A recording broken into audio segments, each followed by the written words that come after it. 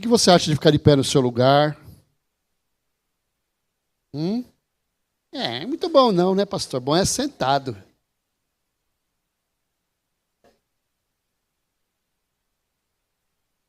Você segurar na mão do seu irmão que está do seu lado. Olha com uma cara bem séria para ele, sem sorrir, bem sério. Fala, eu vou orar por você agora. E o céu vai se abrir sobre a sua vida. Sabe, irmãos, brincadeiras à parte, quando nós oramos, nós abrimos o céu sobre a vida das pessoas. Ah, pastor, mas eu não preciso, porque eu já faço isso. Então, por isso que você vai orar pelo seu irmão. Talvez ele esteja num momento espiritual tão bom quanto o seu. E ele precisa da sua oração. Tá certo? Então eu queria que você abrisse a sua boca agora e orasse pela pessoa que está segurando a sua mão. Se você está no meio, você tem que olhar pelos dois lados. Se você não sabe o nome da pessoa, pergunta para ela, como é o seu nome? Parede, você chama Parede. Tá certo? Então feche seus olhos aí. Vamos orar pelo nosso irmão agora. Interceder pela vida dele. Colocar a vida dele no altar do Senhor. Pai, nós cremos que o Senhor está neste lugar. E onde o Senhor está, Jesus, os milagres, o sobrenatural, o novo de Deus alcança as nossas vidas. Vem com o teu Espírito Santo, Pai. Move neste lugar. Derrama, Senhor, da tua unção, da tua graça, do teu poder, da tua autoridade sobre a vida do meu irmão. Tempo de céus abertos venham sobre ele, Pai. Eu profetizo um derramar da tua unção, da tua graça, do teu poder, da tua autoridade, alcançando o seu coração, libertando Jesus de todas as cadeias que possam estar prendendo ele nesse momento. Vem com o teu poder, Jesus. Alcança corações e mentes deste lugar. Seja o teu querer sobre ele, Deus. Nós servimos a um Deus de poder. Nós cremos, Pai, que o Senhor está neste lugar. E porque o Senhor está aqui, Deus, a vida do meu irmão vai ser abençoada agora. A vida dele vai ser impactada, Jesus. Ele não vai sair deste lugar da maneira como ele chegou.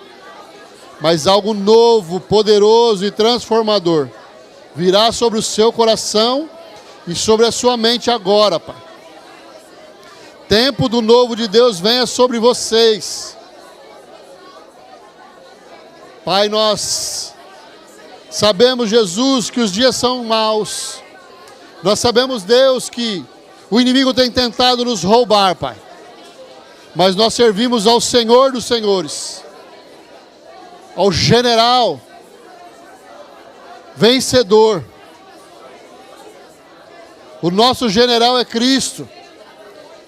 E guiados por Ele, Pai, nós seremos mais do que vencedores. Alcança, Deus, o coração dos meus irmãos nessa hora. E promove o teu milagre sobre eles, Pai. Tempo do derramar do Senhor venha sobre nós. Que um avivamento alcance a tua igreja, Senhor. E nos leve a viver em outra dimensão.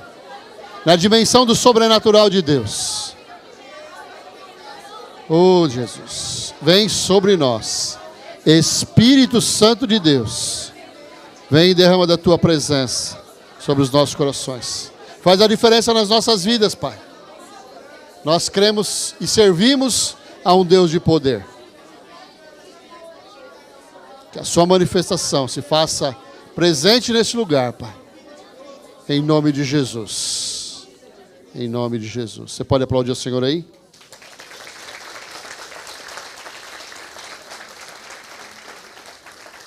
Pode sentar já. Se você veio para cá desanimado, você já recebeu uma injeção de ânimo aí, né? Vinda do seu irmão. Ah, pastor, eu orei só por mim mesmo. Você pecou, hein? Cuidado, hein? Irmãos, hoje nós vamos falar sobre separação. E não é divórcio, tá?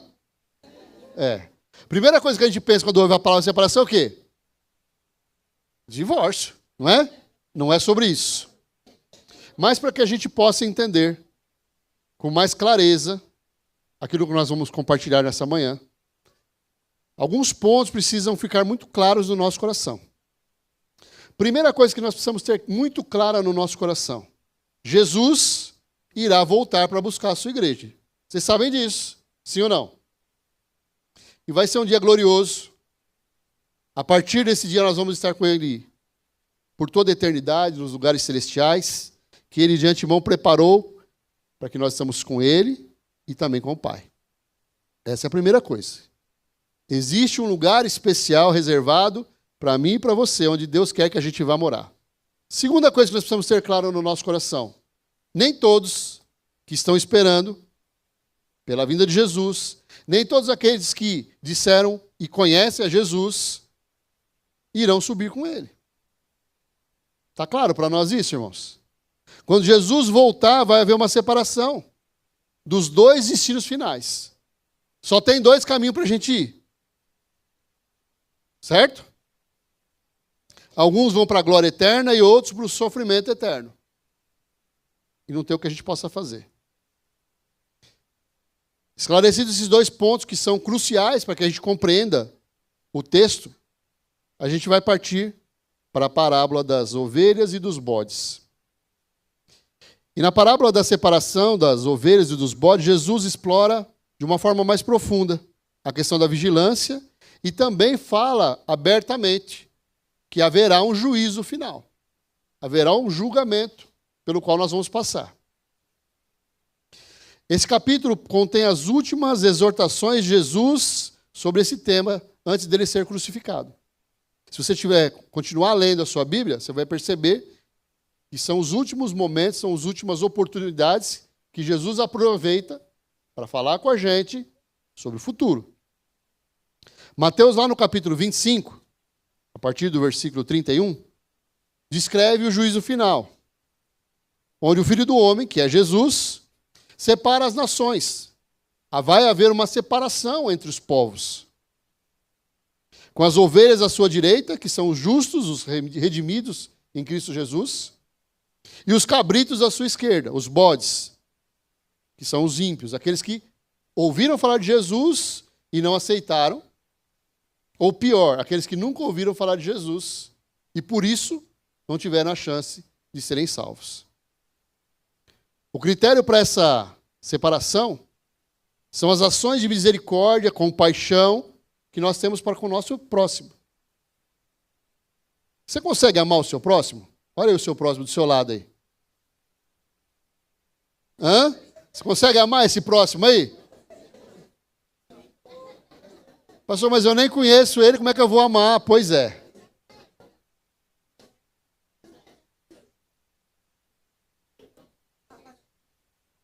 Mas mais do que esse irmão que está do seu lado, Jesus vai indicar para mim e para você que nós precisamos olhar para os necessitados e nos compadecermos deles. Vamos para a Bíblia? Abre aí. Mateus 25, 31. Se você não trouxe a sua Bíblia, não tem problema, dessa vez, só dessa vez. Nós vamos projetar para você.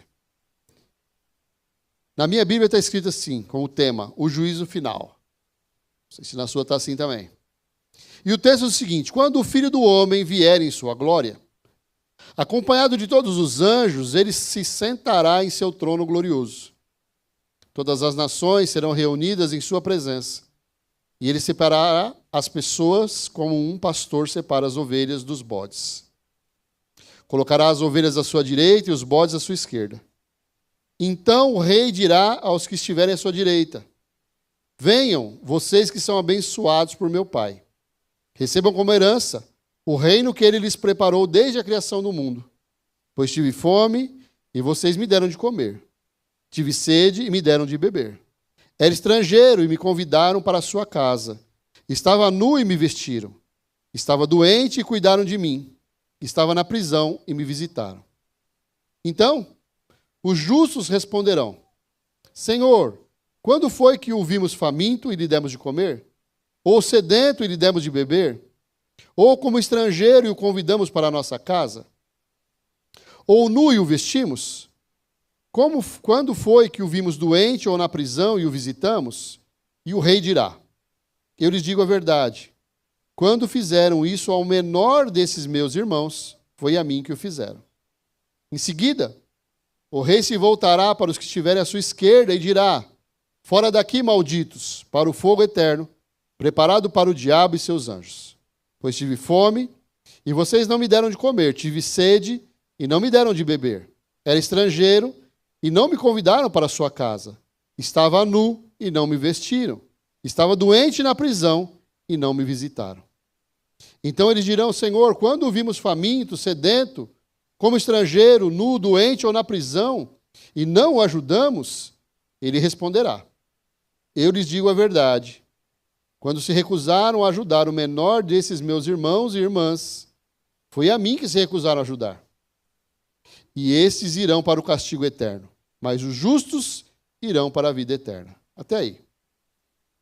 Se a gente lançar um olhar com mais profundidade sobre esse texto, o que a gente pode aprender com ele?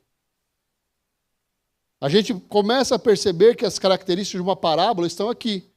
Quando Jesus compara os justos e os ímpios com ovelhas e bodes. Pergunta para o seu irmão se ele é ovelha ou bode. Pergunta. Eu sou capaz de apostar que todo mundo vai falar: eu sou ovelhinha de Jesus. Hã? Alguém respondeu que é bode aí, não?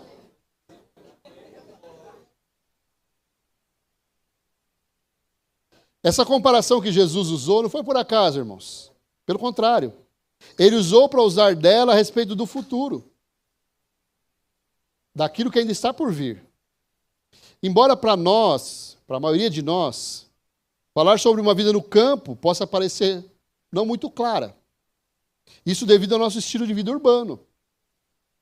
Quem nasceu no interior aí? Levanta a mão. Quem já morou em fazenda aí? Então, para esse vai ser mais fácil. Nos tempos de Jesus, essas referências eram facilmente entendidas. E por isso que ele usava essas referências. É comum em muitos rebanhos que os bodes fiquem junto com as ovelhas. Ou seja, estão tudo no mesmo lugar. Porém, quando chega a tarde, com o chamado do pastor do rebanho, as ovelhas prontamente lhe obedecem. Mas, curiosamente, os bodes ignoram. Faz sentido para nós, irmãos? Deu para a gente começar a entender como é que funciona as coisas do reino de Deus? A lã branca das ovelhas pode ser destacada como símbolo de pureza e justiça. Ao contrário, a pelagem dos bodes, ela é malhada e manchada. Vamos fazer um exercício aqui? Feche seus olhos aí. E pensa num rebanho de ovelhas. Fecha aí os olhos. Pensa aí num rebanho de ovelhas. Agora abre os olhos. O seu bando de ovelhas, o seu rebanho de ovelhas era branquinho ou não era? Hã? Não era tudo branquinho? Que nem no desenho do Pica-Pau? A gente está programado para pensar assim, irmãos. E esse pensamento de acordo com a vontade da palavra de Deus. Desde o Antigo Testamento, a figura do bode é utilizada para se referir ao ímpio, a uma conduta de pecado. As ovelhas simbolizam os justos, os que seguem o Salvador. Por isso, a gente tem essa imagem das ovelhas bem branquinhas. Os bodes que simbolizam os ímpios, com seu comportamento inconsequente, desobediente, destrutivo, traz muitas vezes para a nossa mente a imagem do inimigo. E eu preparei uma imagem aí, dá para colocar para nós, ô Isabela? Dá para colocar a imagem agora?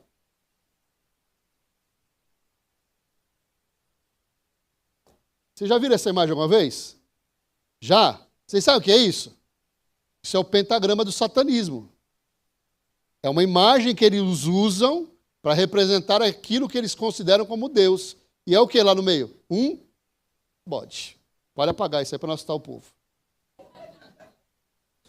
Irmãos, a gente não pode dar margem para o inimigo, não. A gente só coloca para a gente lembrar e já segue o caminho com Jesus.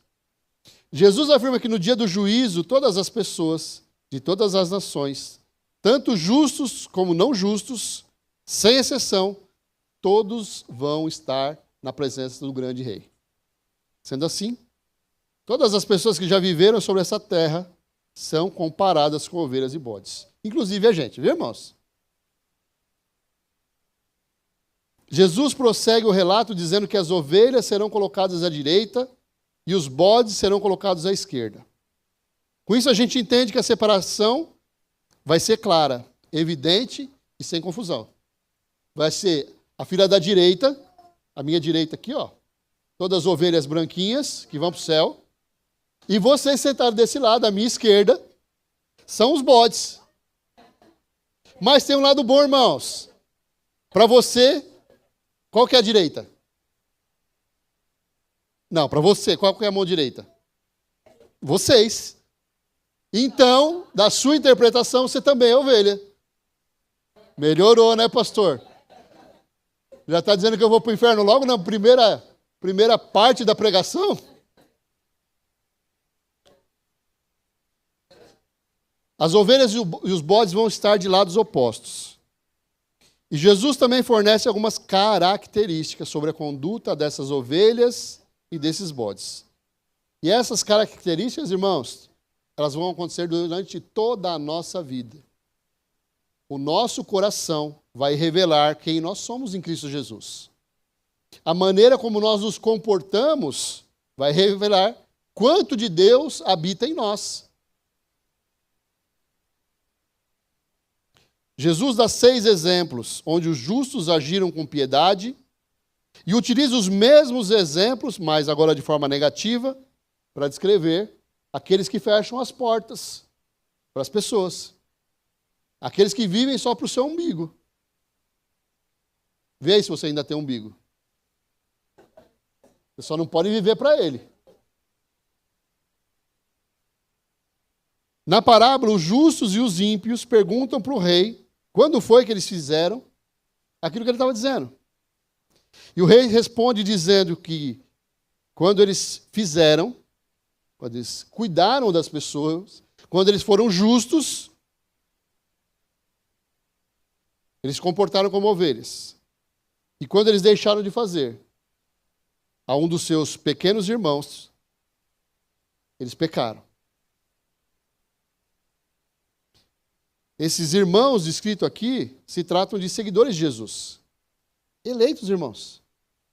Tem gente que está lá fora passando necessidade, mas quer de Jesus. Você sabia disso? Tem morador de rua que é de Jesus. E aí? Essa simples expressão, meus irmãos, demonstra para a gente a profundidade do relacionamento de Jesus com essas pessoas. A ponto de que quando fazemos algo para os seus discípulos nesse mundo, estamos fazendo diretamente para o próprio Senhor Jesus. Quando a gente separa lá um pão com manteiga e entrega para quem está na porta da nossa casa, nós estamos fazendo para Jesus. E quando o ímpio ignora um dos mensageiros de Cristo, ele está rejeitando o Evangelho. Está rejeitando o próprio Jesus. Tem uma prática que eu ouvi de alguns aqui, eu acho que vale muito a pena. A gente não sabe quem vem no nosso ouvido pedir as coisas, sim ou não, quando a gente está na rua. Mas a gente podia ter um pacotinho de bolacha lá, né, irmãos? Hã? Eu não vou dar dinheiro para o cara, porque eu não sei o que ele vai fazer com esse dinheiro. Mas um pacote de bolacha ele vai comer. Então nós precisamos pensar em estratégias para cuidar dos nossos irmãos. O mundo hoje é ruim? As pessoas são maldosas? Sim. Mas eu e você não podemos ser blindados da ajuda ao nosso irmão, porque alguns são desonestos. Concorda comigo? Jesus termina essa parábola dizendo que os que foram postos do lado esquerdo são destinados ao castigo eterno.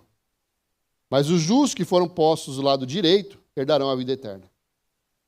No dia da volta do nosso Senhor e Salvador Jesus, de que lado você vai ficar?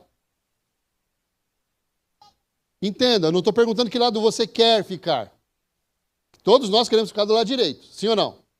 Agora, as suas atitudes, o seu comportamento, a sua vida, está te conduzindo para que lado? Para o lado direito ou para o lado esquerdo?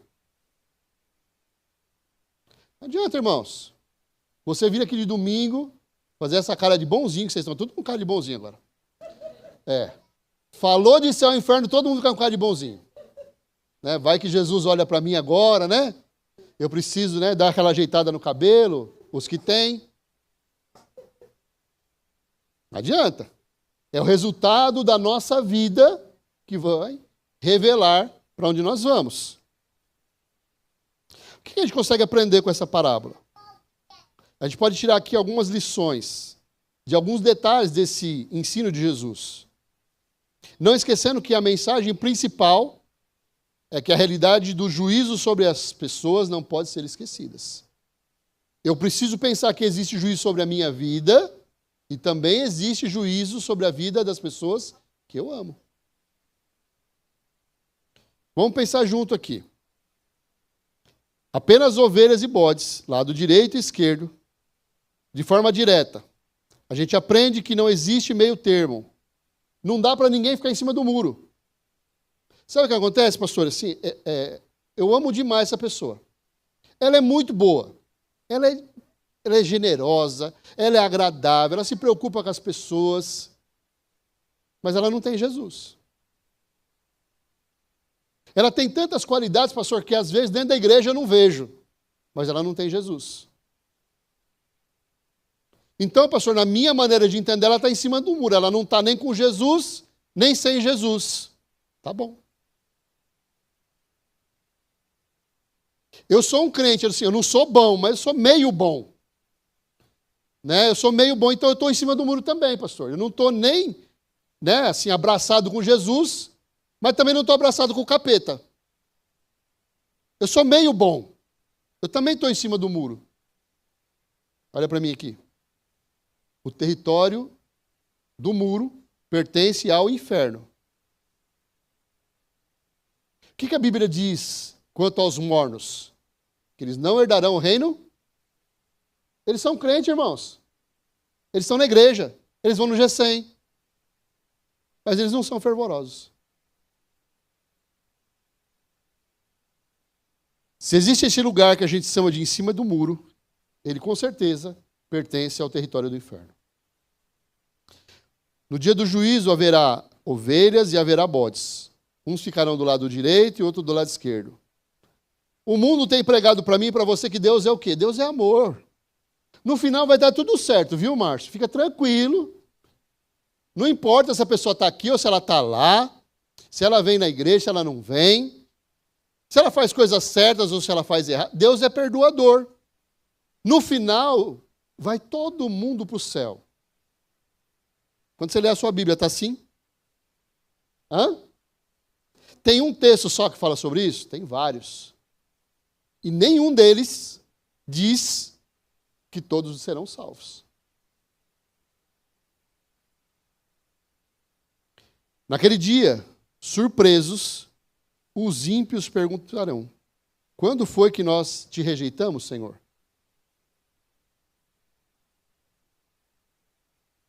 Quantas pessoas nós conhecemos que não querem Jesus como o Senhor das suas vidas, mas diz assim: Deus te ajude. Vai com Deus. Deus te abençoe. Você conhece gente assim? Só que quando ela fala assim, chega o momento dela decidir a respeito das coisas, ela sempre decide pelas coisas do mundo. Ele até conhece Jesus, ele já ouviu falar de Jesus. Ele sabe que Jesus é bom. Jesus é um cara maravilhoso. Eu desejo que vocês todos vivam na presença de Jesus. Mas a minha vida eu governo. Quem manda em mim sou eu. Eu faço o que eu quiser, ninguém manda em mim.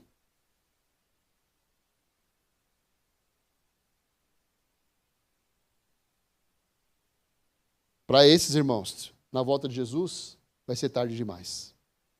Eu não tenho dúvidas que quando Jesus voltar e ele separar aqueles que vão ficar do lado esquerdo, vai ter um monte de gente que vai se sentir injustiçada. Nossa, mas eu estava na igreja toda semana, eu não faltava no G100. Eu sempre falava de Jesus para as pessoas. Eu cheguei até a levar uns 2 ou 3 para a igreja. Tudo bem que no dia que eles foram eu não estava, né? Que esse dia eu tive que faltar, porque eu fui para a praia, né? Mas Jesus entende. Só que você está do lado esquerdo. Será que Jesus entendeu mesmo? Hum? Não, eu não fui para o G100, sabe por quê? Porque eu trabalhei até tarde, estava cansado, sabe? Só que você está do lado esquerdo. Jesus entendeu? Eu nunca honrei pai e mãe.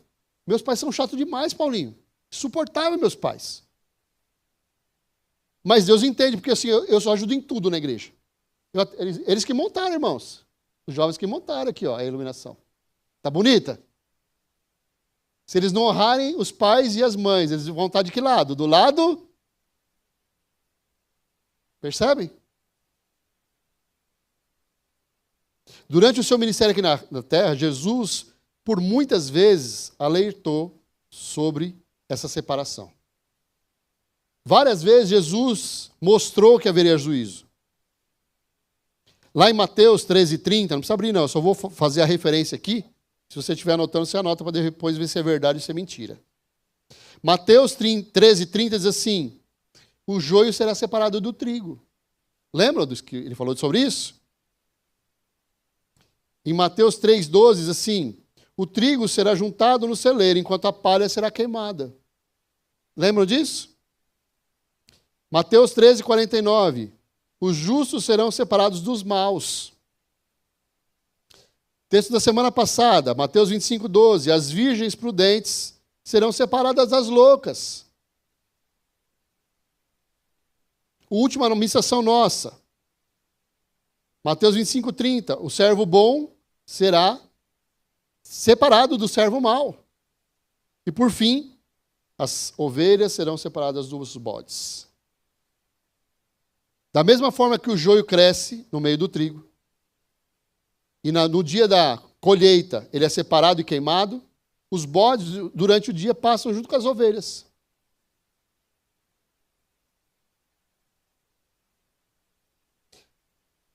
É algo muito profundo e a gente precisa refletir sobre isso. A gente vive todos juntos. Mas mesmo dentro de uma mesma casa, alguns podem ser de Jesus, enquanto que outros escolhem outros caminhos. E o fim deles vai ser diferente. Dentro da mesma casa. A Bíblia não diz que um irá e o outro ficará? A gente entende isso, irmãos? O joio recebe o mesmo adubo do trigo. É regado junto com o trigo. E ambos estão dentro da mesma plantação. Os bodes estão no mesmo rebanho, sob a mesma passagem que as ovelhas. A diferença é que no final do dia, o pastor vai separar o rebanho. Você entende que nós somos rebanho de Jesus? Pastor, a partir de amanhã eu só vou andar de camisa de manga comprida, de boné, porque eu tenho que ficar branco. Eu também, irmãos. Eu estou preocupado agora. Não é? Nós que estamos do bronzeado para mais, né?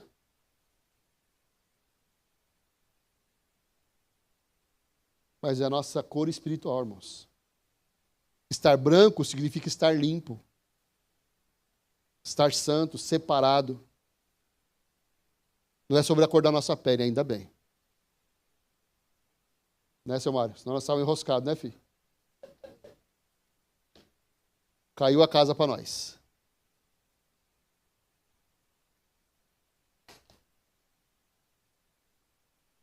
Alguns detalhes precisam ser lembrados. Note que Jesus fez a citação de 6 coisas que os justos fizeram e que os ímpios não fizeram. Dentre as 6 coisas, a gente não encontra nenhuma grande obra. Olha, vocês que pertencem a mim, fizeram um milagre gigante. Vocês deram a sua casa para o reino de Deus. Vocês investiram todo o seu patrimônio no reino. Ele falou disso? Na parábola, quando o rei relata as obras que os justos praticaram, nem mesmo os próprios justos lembraram delas. São coisas pequenas, irmãos. Você já deu um pão para alguém que estava na porta da padaria pedindo um pedaço de pão? A gente não lembra que fez isso.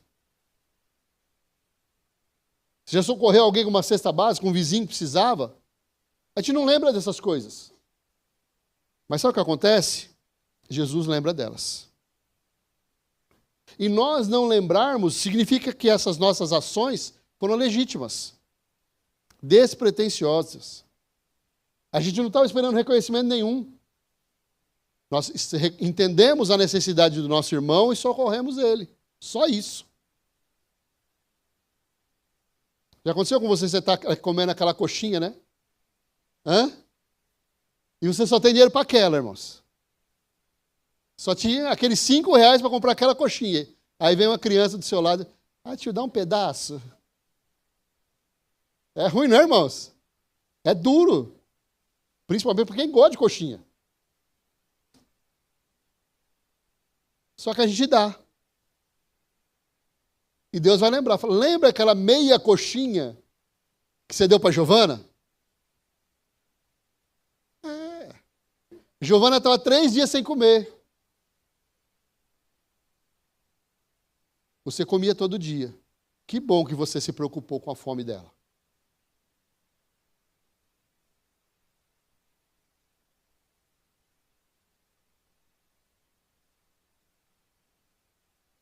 Às vezes, a gente faz coisa que parece ser tão pequena e sem importância.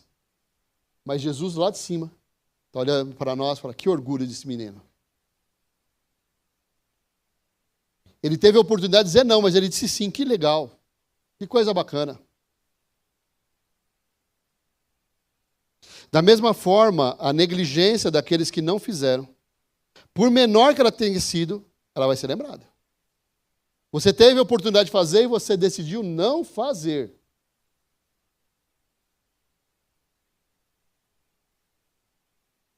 A gente estava uma vez indo para minha casa com o pastor Carlos Alberto. E aí veio uma mulher. A mulher era muito magrinha, irmãos. Dava a impressão que ela não comia há 6 meses. E ela pedindo uma ajuda. Falou assim, eu queria tanto ajudar ela, José. Mas eu não tenho dinheiro, me dá R$ 10 aí. Aí a Cátia abriu a bolsa, achou lá uma nota e deu para ele e ele deu para a mulher. Não importa se a gente tem ou se a gente não tem. O coração tem que estar disposto a abençoar. Provavelmente, se ele não tivesse pedido, eu não tinha dado. Entende? Mas como ele pediu, foi socorrida aquela mulher. Eu não sei se ela usou dinheiro para forma lícita, para algo lícito ou ilícito. Eu não entendo, não sei. Eu sei que o meu coração ficou em paz. Os justos vão demonstrar fidelidade nas pequenas coisas do dia a dia. E os ímpios também nas coisas comuns dessa vida. Vão demonstrar que não tem amor por ninguém. Como é que nós podemos dizer que nós amamos Deus que nós não vemos, se o nosso irmão que nós vemos a gente não gosta? Irmãos, nós estamos dentro da igreja há quanto tempo? E a gente ainda escolhe lado da igreja. Eu só gosto de sentar desse lado. Na verdade, pastor, eu mudei de lado porque aquela pessoa que sentava perto de mim, eu não gosto mais dela. Você está rindo, né? Você está rindo, você devia chorar. Irmãos, a gente faz acepção de gente, de pessoas dentro da igreja. Quem dirá fora? Aí eu não gosto muito de conversar com ele, não, sabe? Não tem assunto, meu. Pessoa sem graça. A Madá vem toda semana para os nossos GC, irmãos, ela reclama. E a gente ama ela. Não é, Sandro? Não, ela, tá vendo? Ela mesmo reconhece que ela é chata. Mas é a chata que a gente ama. Ela não sai nunca do G100 sem levar um pratinho. Por quê? Porque ela ganhou o nosso coração. Por que isso aconteceu? Porque nós somos bons? Não. Porque ela é fantástica? Não. Porque Jesus habita no coração dela e Jesus habita no nosso coração. E eu não tenho dúvida que a Madá também ama a gente. Provavelmente menos do que a gente ama ela. Mas ela ama a gente também. Essa semana ela veio para o GC e enganou a gente. Falou, o Jorjão não veio. Foi, Sandro? Daqui a pouco entra o Jorjão lá. Madá. Pensa comigo, irmãos. Quem, no seu juízo perfeito, negaria um copo d'água para o juiz que vai julgar a sua causa? Você está lá no fórum. Você é o réu. Aí tá lá, você vai lá pegar um copinho d'água, vem o juiz com a roupa de juiz. Você poderia me servir um copo d'água? Ah, se vira, meu. Você falaria isso? Hã? E estava no crachá dele assim, juiz do seu caso. Hã? Você falaria não para ele? Ah, se vira, irmão, bebe aí no bocal do bebedouro aí. A gente não faria isso. Outro fato importante aqui é a ênfase que Jesus deu aos pecados de omissão. Note que nenhum pecado como idolatria, adultério, homicídio, ele não falou nada disso. Apenas o pecado da omissão, de poder ter feito algo e não ter feito. Se você pode fazer algo por alguém e você não faz, diz a Bíblia que você pecou. Jesus quis mostrar aqui o tamanho da gravidade de negligenciarmos a mensagem do Evangelho. Que diz que a gente precisa socorrer.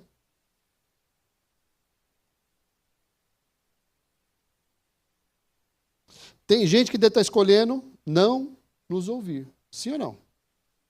Você fala de Jesus para a pessoa e ela fala, ah, não, eu quero ir para a igreja não. Hoje não. Um dia eu vou. Vocês já ouviram isso? Quem já ouviu isso? Levanta a mão aí. Um dia eu vou. Tomara que seja um dia antes de Jesus voltar, né? Hã? Se não, vai ficar do que lado, irmão? Do lado esquerdo. Isso aí. É um grande perigo fechar as portas do nosso coração para o socorro aos mais necessitados. Eles têm grande valor para Deus. Quando o rei se refere aos seus seguidores como irmãos, já fica evidente a importância dessas pessoas para o reino. O rei, quando ele fala sobre as pessoas que estão abaixo dele, ele chama de súditos, sim ou não? Imagina um rei chamando a gente de irmão. Eu sou o rei desse espaço aqui. Só que para mim vocês não são meus servos. Vocês são meus irmãos, vocês são minha família. É dessa maneira que Jesus vê as pessoas. E a gente muitas vezes não vê desse jeito. Não, a minha família, beleza, eu faço. Pela sua, você que faça.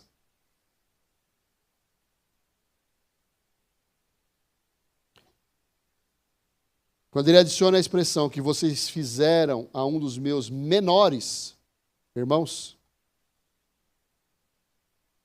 não está falando de fazer para o presidente da República, não, irmãos.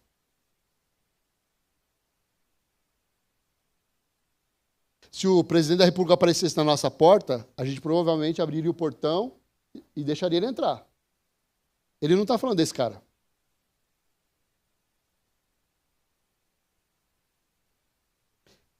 Já aconteceu com vocês, de você estar na sua casa e aparecer uma criança de 2 anos pedindo coisa? Já aconteceu com vocês? Só se você não mora em apartamento. Se você mora em apartamento, porque mora em casa, todos nós já recebemos essa visita. A criança vem e o adulto está lá do outro lado da rua, não é assim?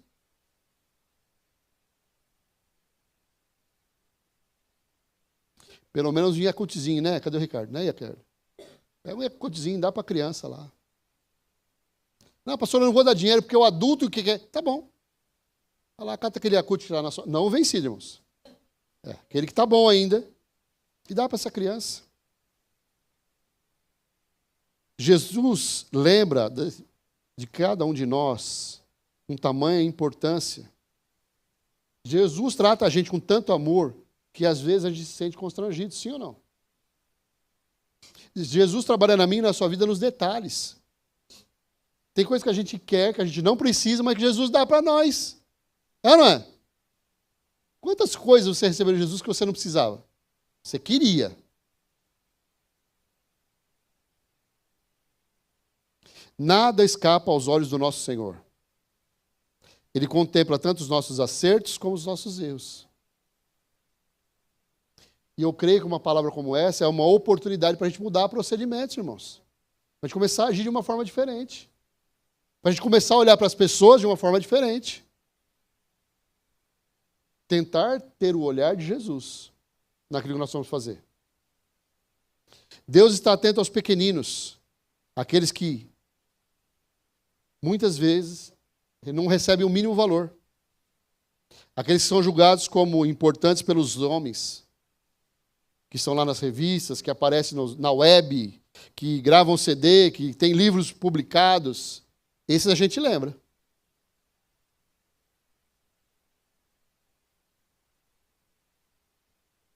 O rei está de olhos postos nos pequenos. O favor dele é para eles. Jesus disse o quê? Eu não vim para os sãos, eu vim para os doentes. Você sabia que a maioria das 90%, talvez 100% das pessoas que estão morando na rua, elas têm uma história terrível? Sabia ou não? O pastor Carlos Alberto Júnior, ele tem um programa que ele pega as famílias que estão na rua e coloca num lugar. Tem muita família que está morando na rua, irmãos, porque ficou desempregado e não tem dinheiro para pagar o aluguel. Vocês sabiam disso? É gente séria, gente que não é gente que fica bebendo, não é gente que usa droga, não. Agora você imagina você pegar a sua família, os seus filhos e ficar no meio da rua.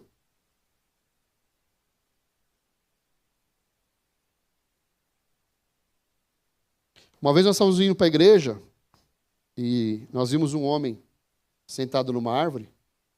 Ele disse para nós o seguinte, que ele era morador de rua. Passaram alguns jovens à noite na avenida, amarraram ele na árvore e colocaram fogo.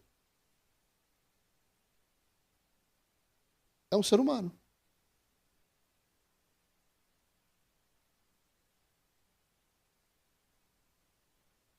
Eles não tiveram nenhuma atitude de amor para com ele.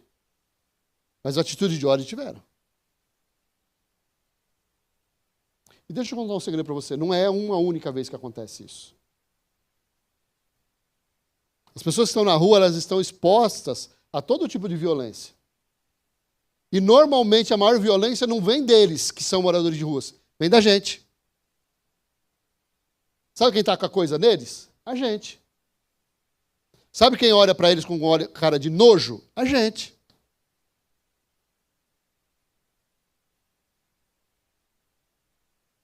A nossa herança não vem pelas obras. É óbvio que no dia do juízo elas vão ser reveladas. Porém, elas não vão garantir para ninguém salvação. Se a gente parar para pensar, o reino de Deus já está preparado para nós desde a fundação do mundo. Não é pelo que a gente faz. O reino preparado para o justo é unicamente um ato da vontade de Deus. Deus olhou para nós e teve misericórdia da gente. As obras praticadas pelo justo não servem como fundamento para a sua salvação, mas para refletir o comportamento daquele a quem Deus escolheu. Nós revelamos a Jesus através das nossas atitudes. As pessoas precisam olhar para nós e ver Jesus em nós. Se a gente pratica boas obras, não é mérito nosso, mas totalmente de Cristo, que tem nos abençoado, irmãos. Daí a razão da gente afirmar que não fazemos para sermos salvos, que é o que fazem os espíritas. Eles são os maiores contribuintes, os maiores doadores do Brasil e talvez do mundo. Mas eles fazem por quê? Eles acham que através das doações deles, eles vão ser salvos. Nós fazemos porque nós entendemos que nós já somos salvos. Eles estão fazendo para alcançar alguma coisa. Nós estamos fazendo por gratidão. Quando você traz a sua cesta básica, quando você traz as suas primícias, quando você entrega a sua oferta, são demonstrações da nossa generosidade. Nós entendemos que o reino de Deus precisa de nós. Entende? O texto é um chamado para vigilância. Nós precisamos estar atentos. Como nós agimos todos os dias. As pessoas são convidadas para estarem atentas às oportunidades de fazer o bem. Jesus está chamando a nossa atenção. Estava fazendo errado? Dá para fazer certo a partir de hoje?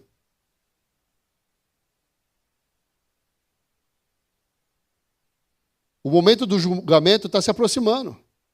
E a nossa decisão de hoje vai determinar onde nós vamos morar.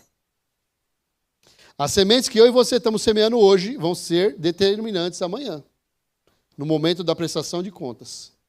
O que nós estamos fazendo hoje, o que nós estamos investindo hoje. Quem é líder de célula aqui? Levanta a mão. Olha para eles aí. Ó. Olha que povo bonito. Quem não vai em célula nenhuma? Levanta a mão aí. Nunca fui em célula, não estou indo agora. Levanta a mão. É para levantar, eu vou falar o nome. Eu sei quem não vai. Você que não vai em célula nenhuma, levanta a mão e deixa a mão levantada. Bem alto. Vocês, líderes, olhem para eles. Vocês tratem de pegar esse povo no final do culto, viu? Eu faço questão que você esteja na minha célula na semana que vem. Se você não tiver, nós vamos conversar sério e vou chamar o pastor para conversar junto. E eu estou junto com vocês. Queridos, vou falar uma coisa para vocês. Nós não somos uma igreja com células. O que é uma igreja com células? É uma igreja que tem célula. É mais um ministério da igreja. Nós somos uma igreja em células. Tudo acontece através do G100.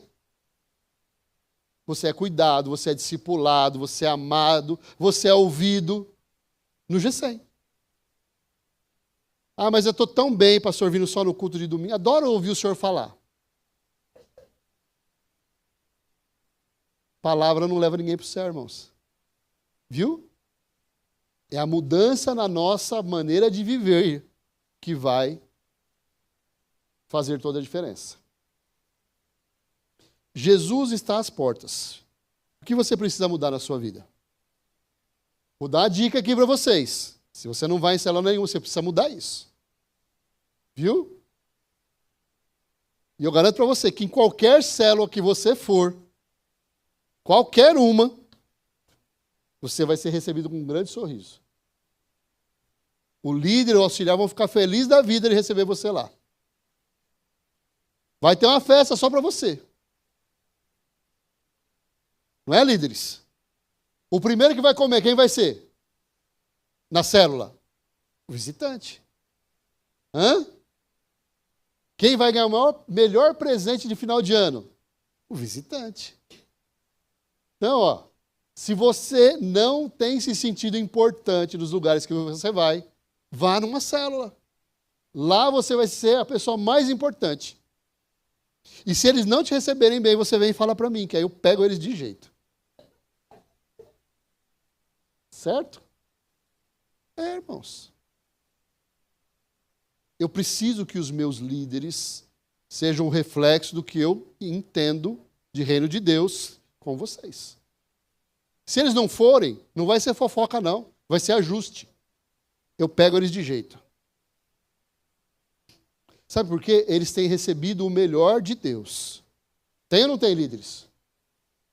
Vocês não têm recebido o melhor de Deus? Vocês receberam treinamento para cuidar bem desse povo?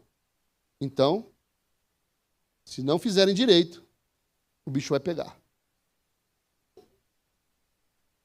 Vocês vão ficar, sabe de que lado da igreja? Do lado?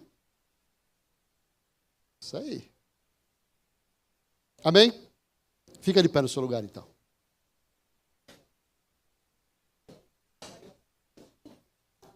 Deixa eu falar algo importante para vocês aqui, ó. Olha para mim aqui. Jovem, você não pode falar levanta que ele já vira de lado para conversar, irmão. Não sei o que acontece com esses meninos. Ô, Dayton, vamos comprar silver tape? Dá uma voltinha só. Melhor, né?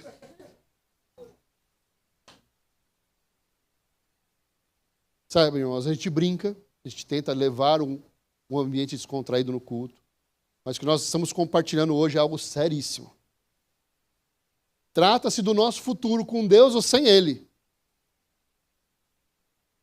Trata-se de uma vida que agrada ao Senhor ou de uma vida que está desagradando a Deus. Você pode perceber aqui que Jesus, ele estava nervoso com esse povo. Ele estava irritado com esses camaradas. E muitas vezes eu e você estamos junto com esses caras. É difícil servir a Deus, irmãos? É. Porque tudo que a gente quer fazer não pode. Né? Quando a gente está no trânsito, a gente gostaria de bater o carro no carro que fecha a gente. Né? A gente gostaria de não deixar ninguém entrar na nossa frente. Né? Quando a gente está na padaria, alguém fura a fila, dá uma raiva, não dá? Você está no metrô, vem os idosos, você tem que levantar para dar lugar para o cara. Por que ele não vem mais tarde? Ele não está trabalhando mais.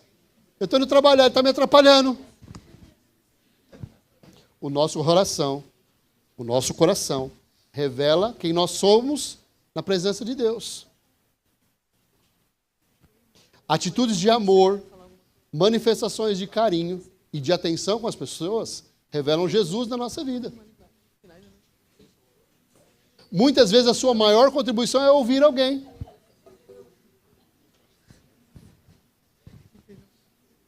Ah, mas não tem muita paciência não, pastor. Começou a demorar, já começo a olhar para o relógio, fico nervoso. Lembre-se, Jesus está olhando até as pequenas coisas que nós fazemos. As boas e as ruins. Ele está de olho em nós. Ele vê vocês lá na escola, viu? Depois que ele não vê, é. Até eu vejo.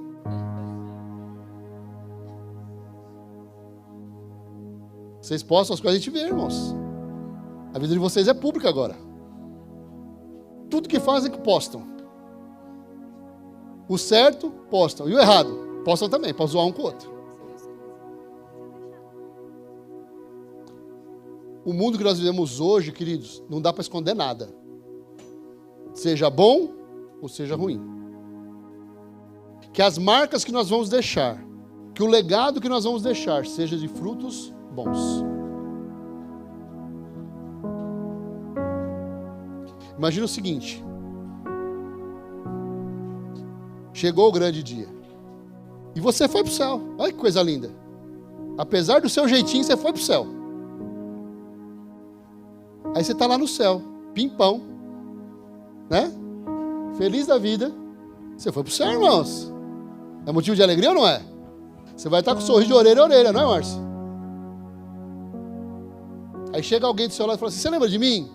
Não. Então é que assim, um dia, eu estava num lugar, e a intenção do meu coração era tirar a minha vida. E você não sabia. Mas de alguma maneira, de alguma forma, você se aproximou de mim. Falou comigo. E lançou uma semente no meu coração. E hoje eu estou aqui por causa de você. Vai ser bom ou não vai? Pastor, mas como é que eu vou saber quando isso vai acontecer? Você não vai saber. Aí que está a graça da coisa. Nós estamos com um saquinho cheio de semente, irmãos. E a gente vai sair jogando. Todas vão frutificar? Não. Mas algumas vão. Algumas sementes vão dar um resultado maravilhoso. Se você tiver 100 sementes na sua mão, 99 deu nada. Mas sabe qual semente que deu o resultado? Paulinho. E sabe o que aconteceu? O Paulinho ganhou uma multidão para Jesus. E o Paulinho agrega a salvação dele a você. E essa multidão que o Paulinho ganhou, só ganhou porque você falou com o Paulinho. Você parou para pensar nisso? Como é algo poderoso. Eu vi o testemunho de uma mulher que ela orou durante 30 anos, pedindo uma alma para Jesus. E ela não conseguiu. Ela já estava meio desanimada, eu acho. Aí depois de 30 anos, Deus deu uma vida para ela. O que ela fez com essa vida? Ela amou, ela cuidou, ela serviu, ela tirou as feridas, ela fez tudo que ela podia. Ela estudou junto com ele, ela orou junto com ele, ela jejuou junto com ele, ela fez tudo que ela podia. E esse foi o único cara que ela ganhou para Jesus. Depois dele não veio mais ninguém também. E ela morreu. E ela não sabe que tipo de frutos esse cara deu. Mas eu e você sabemos. Esse cara chama Benihim. Já ouviram falar desse cara? Esse cara ganhou multidões para o reino de Deus. Aqui no Brasil ele lotou estádios para falar de Jesus. A gente não pode dimensionar aquilo que vai acontecer através das sementes que nós estamos lançando. O que nós não podemos é nos calar. O que nós não podemos é achar, eu sou tímido demais. Eu não sei falar direito. Eu nem conheço a Bíblia, eu não consigo lembrar um versículo bíblico. Você vai pregar com a sua vida.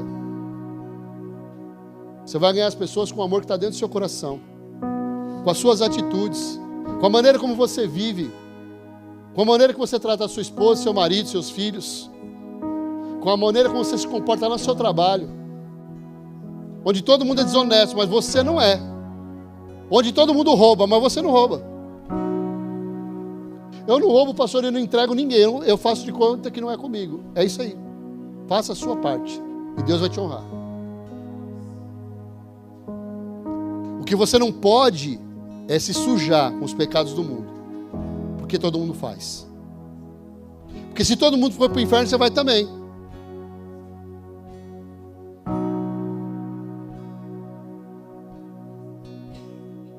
Se quando nós estivermos na fila para entrar no céu, nós formos o último, a gente tem que fazer uma festa. Eu queria mesmo ser o primeiro, pastor. Que eu já colava em Jesus, já dava os braços para Deus. Sabe o que é importante, irmãos? Que a gente esteja lá. Nós vamos ser o primeiro, o segundo, não importa. Importa que a gente esteja lá. E Deus nos dá esse texto, essa ministração, para garantir que a gente esteja. Que a gente faça parte daquilo que está acontecendo no céu. Que a gente comece a se alegrar em cuidar das pessoas.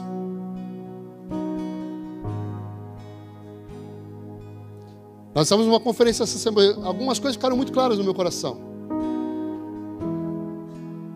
Quando você é chamado para ser auxiliar de uma célula, quem é auxiliar de célula aí? Os auxiliares, quem é auxiliar? Isso. Você já parou para pensar que privilégio você está recebendo? Deus está te chamando para ser pastor de um rebanho dele. Você está sendo treinado, não estou te jogando no fogo do nada, você está sendo treinado, preparado, desafiado, capacitado. E qual é a maior habilidade que eu preciso ter, pastor? Você precisa aprender a amar as pessoas. Você precisa aprender a olhar para as pessoas com os olhos de Jesus. O que Jesus deu por amor de você? Ele deu a própria vida. E agora Ele está chamando, filho, vem aqui. Você vai reproduzir a minha história. Aquilo que eu fiz, você vai fazer por essas pessoas. Você vai dar a sua vida por amor deles. Você vai abrir a sua casa, você vai todas as semanas preparar a palavra, você vai orar por cada um deles.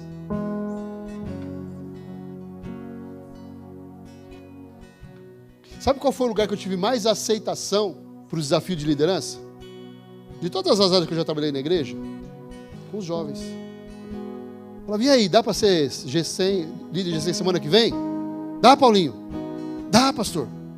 Não sei o que eu vou fazer não, mas estamos juntos. E aí, Davizão? Estamos juntos?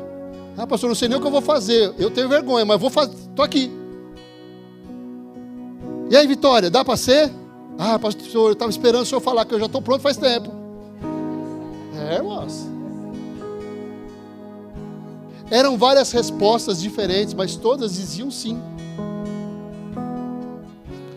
Deus não está preocupado com que tipo de resposta você vai dar. Moisés disse o que para Jesus? Para Deus? Senhor, eu sou gago, é difícil para mim. Chama Arão.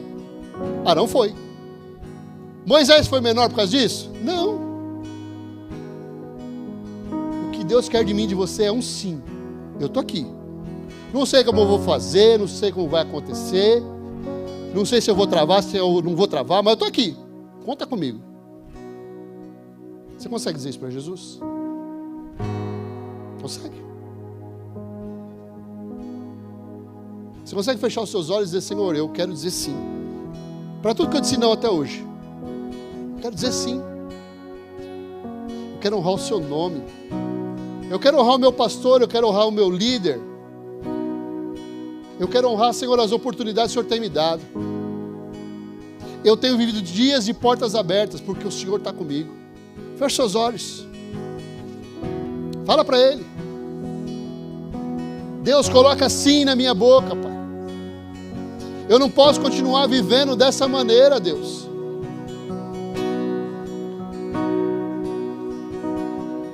Os céus estão abertos. O Senhor está neste lugar.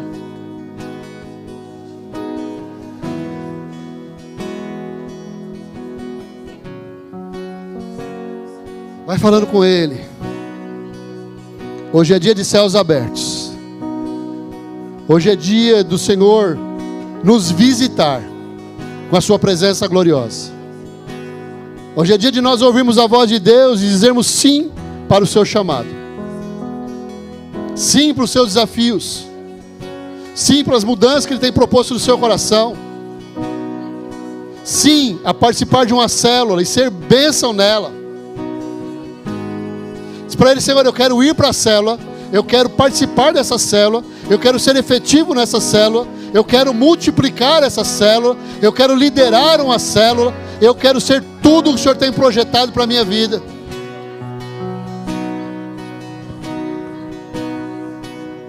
E Ele virá, soberano em poder, Ele virá, e o governo está nele. Vejam, Ele traz consigo a sua recompensa. Ele virá, soberano em poder, Ele virá, e o governo está nele. Vejam, Ele traz consigo a sua recompensa.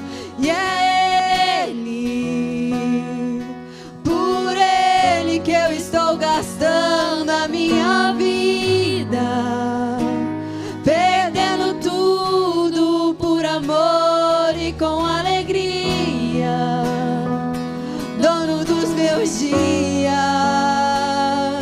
E é Ele, por Ele que eu estou gastando a minha vida, perdendo tudo por amor e com alegria, dono dos meus dias.